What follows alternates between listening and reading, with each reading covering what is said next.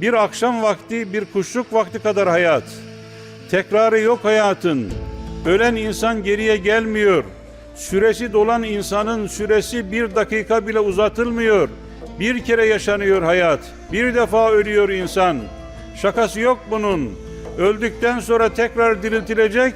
Yaptıklarından ve yapması gerekirken yapmadıklarından hesaba çekilecek. Hata yapma, günah işleme, bile bile isyan etme lüksümüz, hakkımız yoktur.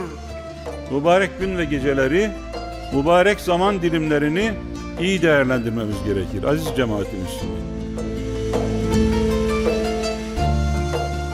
Fırsat varken Rabbimize yönelmek konusunun anlatılacağı Burhan İşleyen'le Hacı Bayram Kürsüsü'nden Çarşamba 14'te Diyanet TV'de.